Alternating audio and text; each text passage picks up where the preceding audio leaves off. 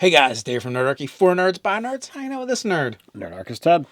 And today we're going to revisit the Archer for 5th edition Dungeons and Dragons. What class and race combo makes the best Archer?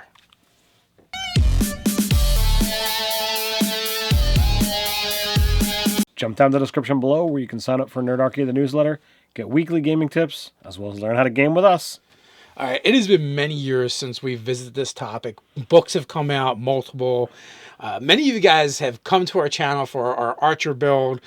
It was one of the most viewed pages on our website for the longest time. So apparently this is something that people are interested in and they want to talk about. So people have even requested that we revisit this one because it's been so long. So Archer Revisited! It is, absolutely. So we're going to kind of like run down the different classes and races and subclasses and everything. We've taken extensive notes here. Yeah, and we'll probably still F things up. It's just the nature of Nerdarchy in general. So, the player handbook races, we have elf and halfling, human, gnome, half-elf, tiefling. And now let's go through and be like, why did we pick these? One, the first qualifier was, do you get a bonus to dexterity? Right. Humans, half elves, you can put a +1 anywhere you like. Totally gonna work. Humans and half elves, you get more than once. You technically can bump your dex and your wisdom.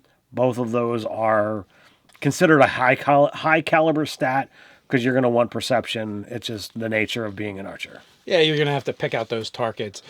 So elf, like all the elf sub-races work, they're going to give you different abilities that lend to being better at being an archer. Chief among them for wood elf and high elf is the fact that you're actually proficient with longbow and shortbow. Right, and you can't be the best archer if you don't know how to use a bow. Correct. Now, obviously, you can apply this same logic to crossbowmen as well. So if you wanted to go with a heavier crossbow, even a hand crossbow, you could do it. But if you're talking about, I want to hit something from really far away for the best damage for distance, you're looking at the longbow for the most part. I mean, heavy crossbow will give you more damage, but it doesn't give you quite as much range. And it also has the load property. Right. So also we have halfling.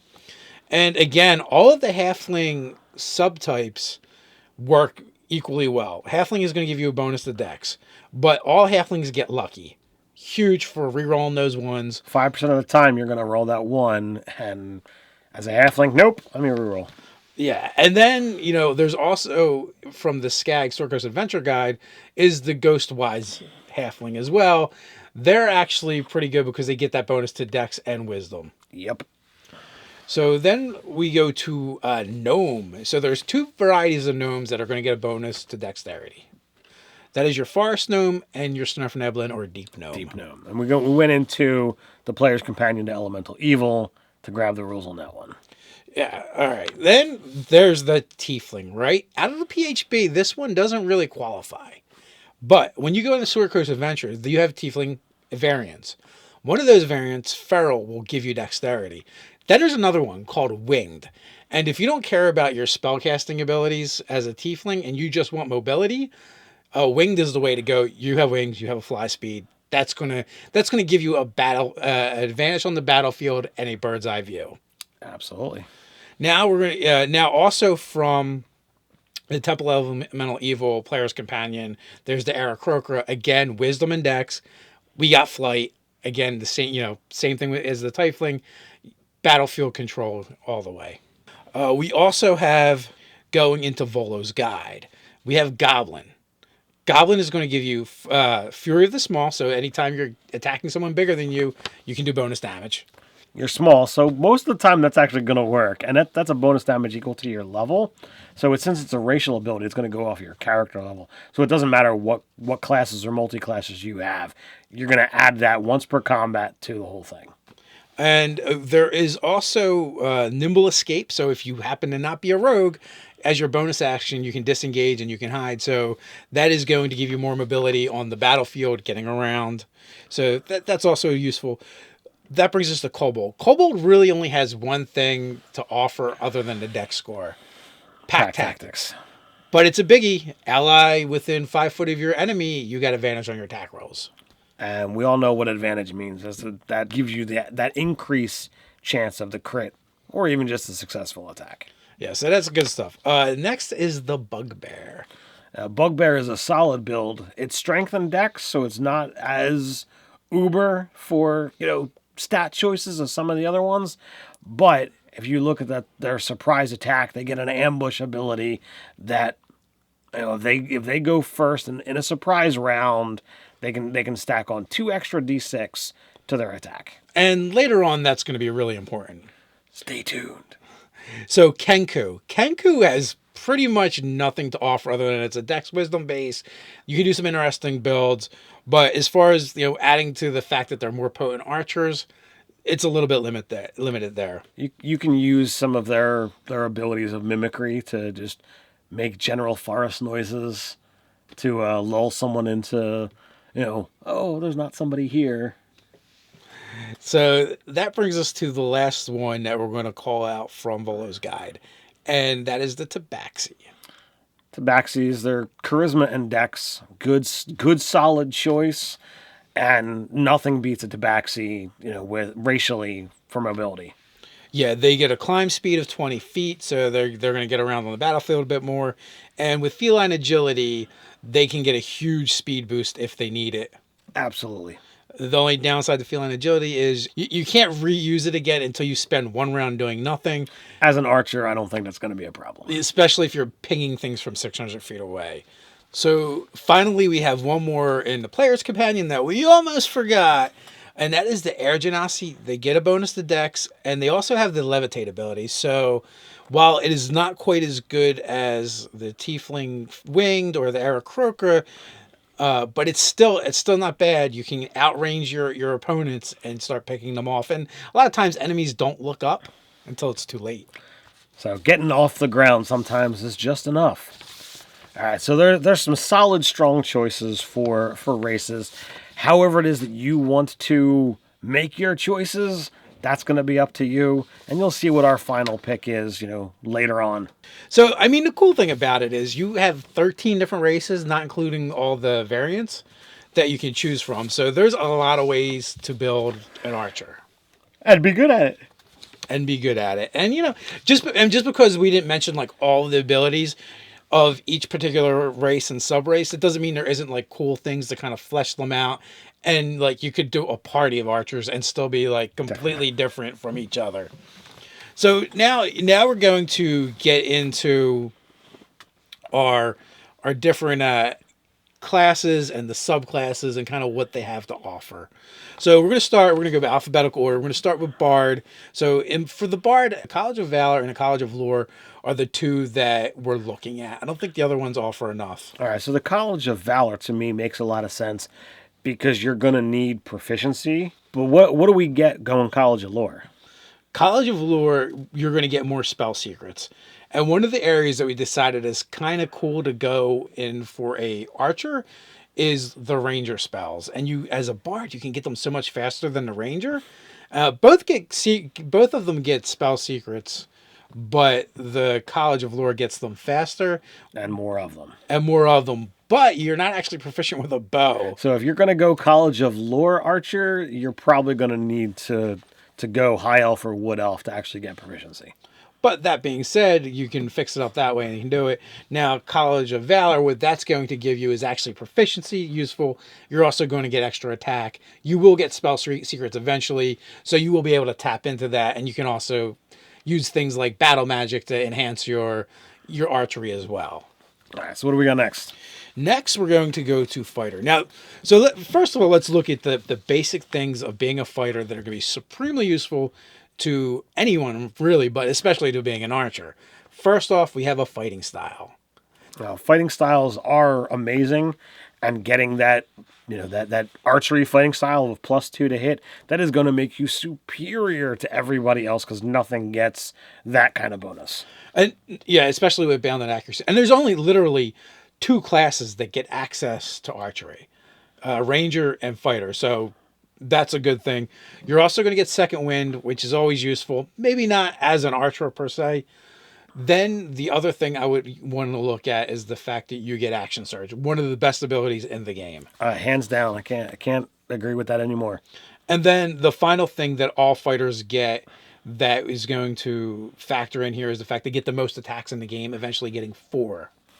And, of course, you're going to be proficient in all weapons and all armor. So if there's anything you want to wear or use, you got it. Yeah. And not only that, though, like by the time you get 4 attacks, you're getting action surge twice per short rest. So you could literally do 16 attacks in the first 2 rounds. That's a lot of freaking arrows. That is a lot of arrows. You mix that with some of the other fighter abilities, it can get pretty crazy. So now we're going to get into the subclasses for fighter. You have Arcane Archer. It's freaking in the name, Archer, Arcane Archer, right? So the main thing you're going to get is you're going to get your magic arrows. They're going to do extra damage. They're going to do some cool things. The only problem is you only get 2. You don't get enough of them. And there's not really anything built in that allows you to get any more with it. Right. So essentially you get 2 per short rest. Eventually you get to the point where if you start a combat and you don't have one, you get one. So throughout the day you could get more. But, this is going to be your bread and butter and you don't get a lot of it. So that's one of the issues there. Next, we move into Battle Master, and this was actually a fan favorite for us the last time around because you get superiority dice, and with those superiority dice come extra dice for damage, as well as being able to pull off cool maneuvers that are going to control the battlefield. You can do, depending upon how high with Battle Master you go, you can do a lot of different things. If you can wind up, we'll get into feats later, but there's feats that will wind up giving you more maneuvers and more dice. So that's always helpful. But you really can control the battlefield, doing a lot of damage while doing it, and possibly being well away from danger. Well, and you just brought up a good point that we missed. Fighter gets the most stat bumps, which equals the most feats. So that can be very useful for an archer build as well. So that brings us to the champion, and the champion really has one thing going for it when it comes to being an archer. That extra crit range. Crit range, eventually they're going to get 18 to 20.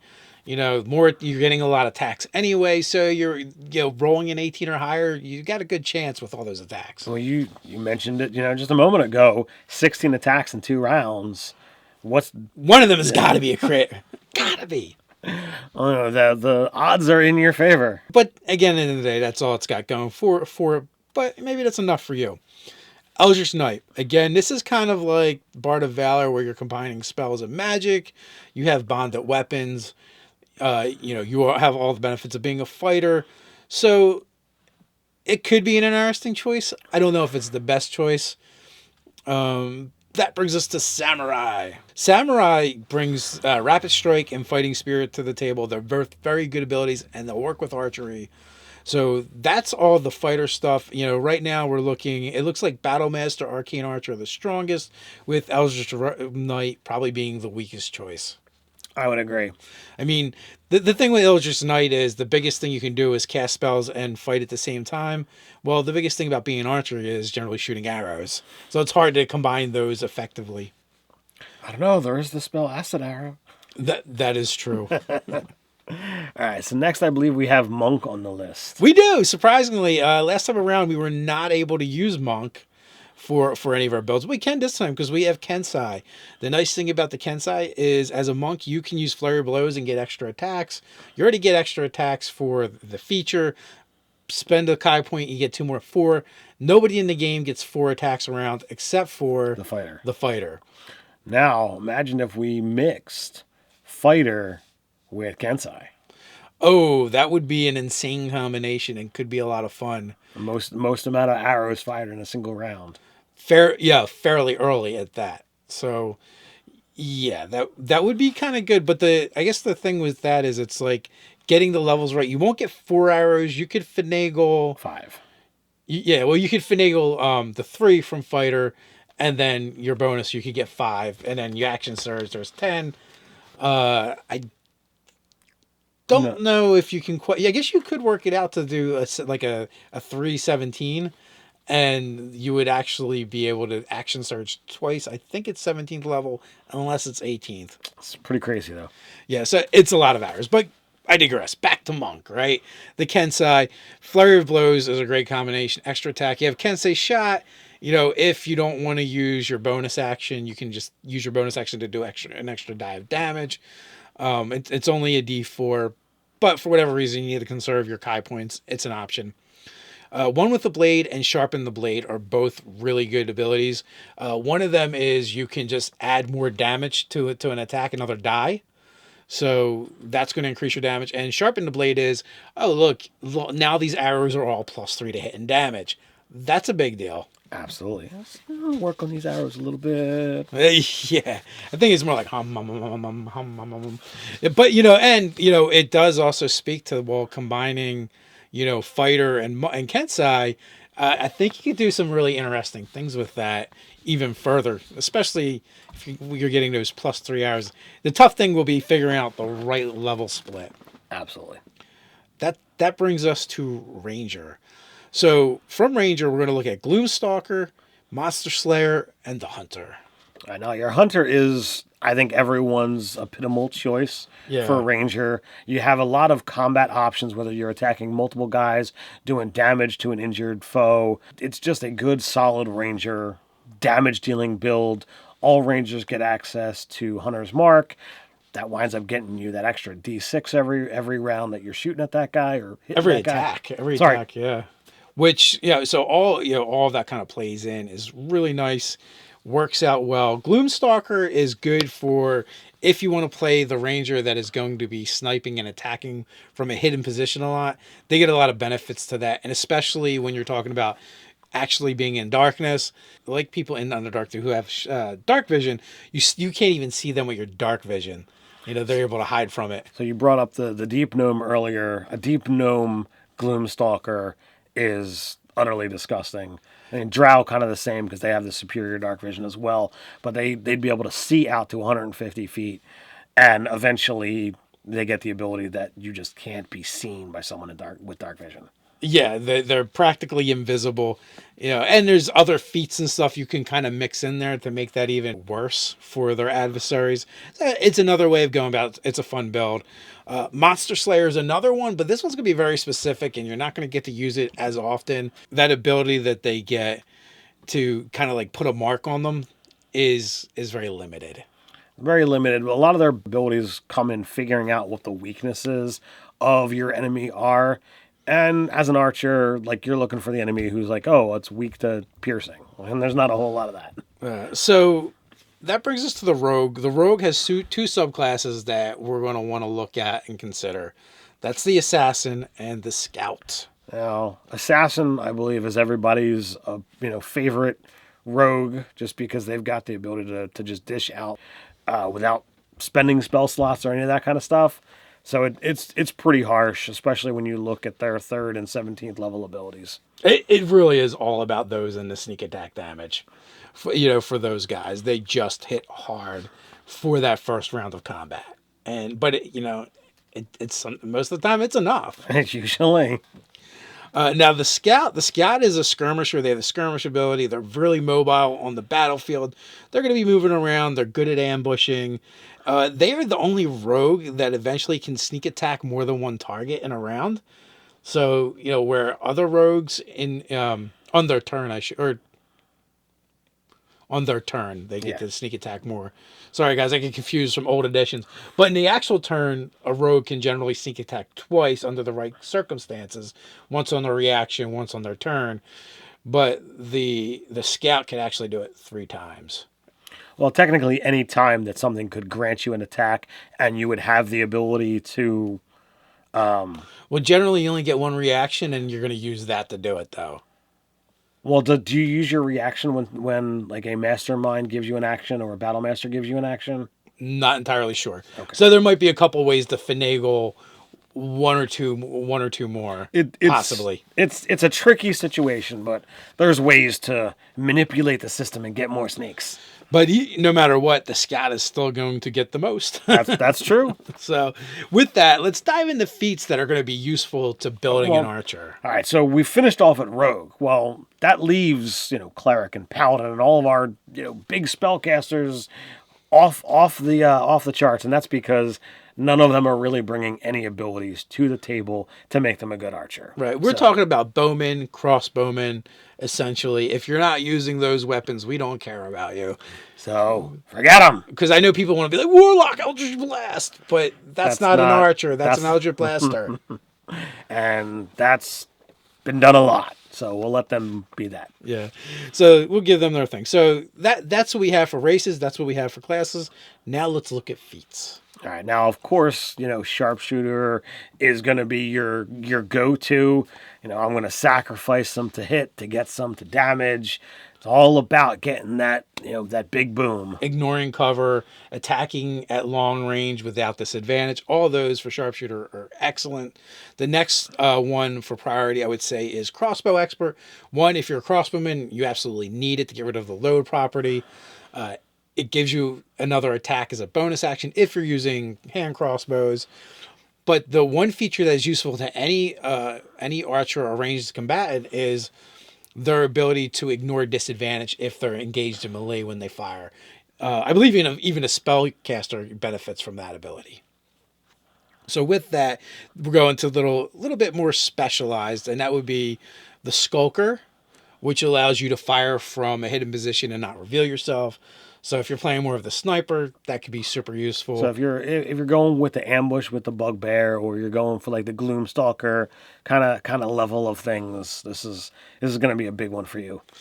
I'd have to concur. Martial Adept is another one. If you go Battlemaster, like I can't ever picture playing a Battlemaster and not taking Martial Adept.